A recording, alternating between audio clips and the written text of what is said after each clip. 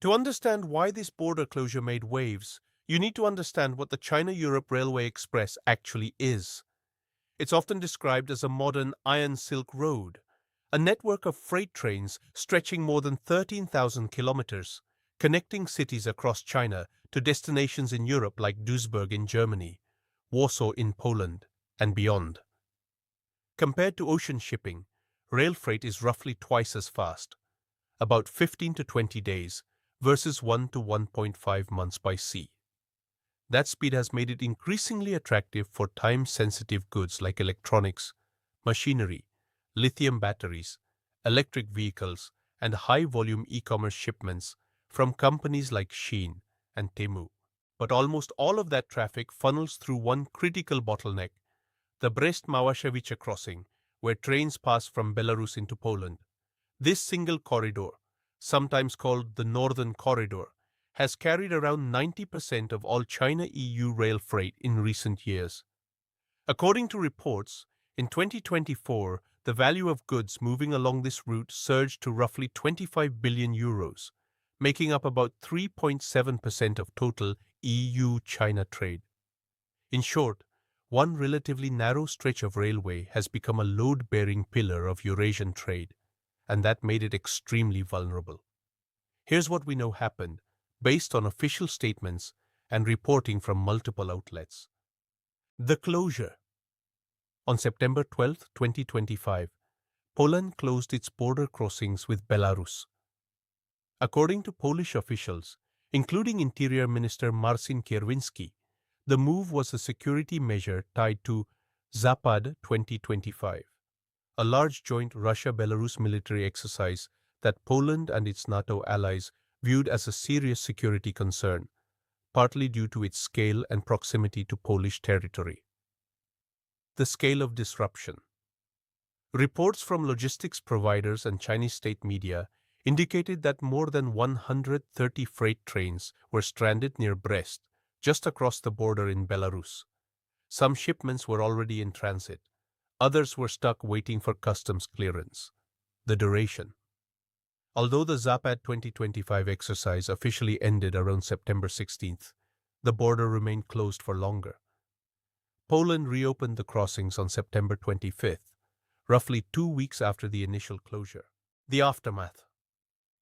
Even after reopening, reports indicated that the backlog took time to clear, with congestion continuing at Małaszewicze and freight operators warning that the route would remain unstable in the short term.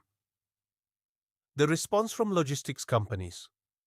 Multiple freight operators, including major intermodal logistics providers, activated contingency plans almost immediately. These included rerouting cargo through alternative paths, a rail-sea route via Russia towards St. Petersburg and then Hamburg, sometimes called the Hamburg Special, and the so-called Middle Corridor running through Kazakhstan, across the Caspian Sea, through Azerbaijan and Georgia, into Turkey, and on to Europe. New route developments. In the months since, there's been verified movement toward diversification. According to railway industry reporting, in mid-2025, the Chengdu-Chongqing Express via the Southern Corridor began regular service, cutting transit time toward Turkey to around 15 days. And by April 2026, Chinese state-linked rail operators launched a new direct freight service from Wuhan to Baku, Azerbaijan, using the Middle Corridor, combining rail transport with a Caspian Sea crossing and an estimated transit time of about 18 days. There's also been reporting on a separate Arctic shipping initiative, a Chinese maritime carrier launching seasonal Arctic Sea voyages between China and Europe via the Northern Sea route, framed by some analysts as part of China's long-discussed Polar Silk Road concept. So why should anyone outside the logistics industry care about a border crossing in Eastern Europe? First, this is a real-time case study in how geopolitics and global supply chains are now deeply intertwined. A military exercise thousands of kilometers from any factory in China ended up disrupting electronic shipments, EV battery components, and online retail orders bound for European consumers within days. Second, it highlights something economists and supply chain analysts have been warning about for years: over-reliance on a single route or choke point.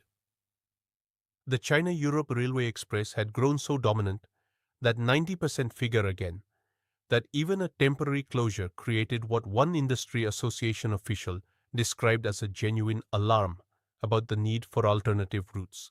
Third, it sits inside a much bigger picture. Poland has been increasingly vocal about its discomfort with China's relationship with Russia, especially given Russia's ongoing war in Ukraine. Some analysts have framed the border closure not just as a narrow security response to Zapad 2025, but as part of a broader pattern of friction between Warsaw and Beijing. Whether that framing is accurate is genuinely contested, and we'll get into that. Industry voices have offered a range of interpretations. According to Hao Panfeng, Deputy Secretary General of the China Container Industry Association, the incident sounded an alarm about the risks of over-reliance on a single rail corridor and pushed both shippers and train operators to accelerate development of alternative routes, including the southern corridor through Central Asia and the Caucasus, and sea rail combinations via Russia. Some commentators have gone further. Writing for the Center for European Policy Analysis, CEPA, one analysis argued that Poland's decision, intentionally or not, sent a signal to Beijing about the costs of supporting Russia, framing it within a broader context of what the piece called hybrid pressure tactics in the region. It's worth noting, though, that Polish officials themselves did not describe the closure in those terms. They cited direct security concerns related to the military exercise. On the Chinese side, according to reporting from outlets covering the story, some Beijing-based analysts suggested the closure reflected a shift where, in their words, political and security concerns now outweigh economic ones in Poland's calculus, and that diplomatic protests from China were unlikely to change the outcome. Logistics industry analysts, meanwhile, have taken a more measured tone. Reports from firms like Demerco and others emphasized operational realities. Alternative routes exist, but they come with trade-offs: more border transfers, ferry crossings across the Caspian Sea, seasonal limitations for Arctic routes, which require icebreakers in winter, and in some cases, higher costs. It's important to present this from more than one angle, because the framing of this story varies a lot depending on the source. The China is being squeezed perspective. Some commentary, particularly from outlets critical of Poland's move, frames the closure as economically damaging to China and argues that Beijing's reliance on Russia is now creating costly side effects for its trade with Europe. The Poland is protecting itself perspective. From Poland's official standpoint, and from many security analysts in the region, the closure was about responding to a real and significant military exercise near its borders, not a calculated economic strike against China. Trade disruption, in this view, was a side effect of a security decision, not its goal. The "this was inevitable anyway" perspective. A number of logistics analysts argue that diversification away from the Poland-Belarus corridor was already underway before September 2025, driven by the Russia-Ukraine war's broader effects on Eurasian trade routes since 2022. In this view, the border closure didn't create a new trend. It accelerated one that was already in motion. The replacement framing, a caution. It's tempting to describe new routes like the Wuhan-Baku Middle Corridor service or Arctic shipping pilots as a full replacement for the Poland route. But based on current reporting, these alternatives still carry only a fraction of the volume that moves through the northern corridor. Analysts widely describe them as diversification efforts and risk mitigation strategies, not yet equivalent substitutes in scale, cost, or reliability. So where could this go from here? It's worth separating verified trends from open questions. What seems reasonably well supported, China appears to be accelerating investment in multiple alternative corridors. The middle corridor through the Caucasus and Turkey, sea rail combinations via Russia, and experimental Arctic shipping routes. Industry voices describe this as a long-term diversification strategy, not a one-time reaction. What remains uncertain: Whether any of these alternatives can realistically scale up to handle the volume currently carried by the Poland-Belarus corridor is, according to analysts, an open question. The middle corridor in particular faces structural challenges, extra transshipment points, a Caspian Sea ferry crossing, and limited current capacity.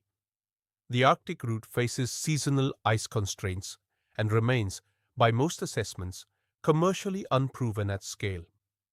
One possible scenario, according to some analysts, is a gradual shift toward a more multipolar network of routes, where no single corridor carries the overwhelming majority of traffic, reducing the kind of single-point vulnerability that this closure exposed.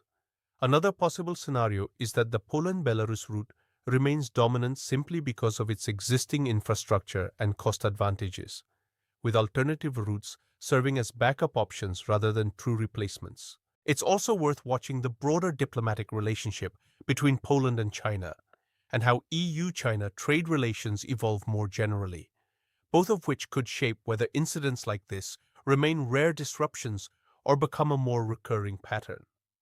The long-term impact on this specific corridor and on EU-China rail trade as a whole remains uncertain and will depend on decisions that haven't been made yet. What happened at the Poland-Belarus border in September 2025 wasn't just a local customs dispute. It was a stress test for one of the most important overland trade routes connecting two of the world's largest economic blocs. The closure exposed how concentrated and therefore how fragile that trade artery had become. In response, we've seen verified movement toward new and expanded routes through Central Asia, the Caucasus, and even the Arctic. Whether these become genuine alternatives to the Poland route or simply useful backups for the next time something like this happens is something only time and a lot of infrastructure investment will tell. What's clear is that in today's interconnected world, a military exercise on one continent can leave warehouses full and shipping costs rising on another almost overnight. That's the reality of modern global trade. And it's worth understanding, however, this particular story continues to unfold. Disclaimer: this video is based on publicly available reporting and expert commentary as of the time of production. Geopolitical and economic situations evolve quickly, and new information may emerge that changes the picture described here. Viewers are encouraged to check current sources for the latest developments.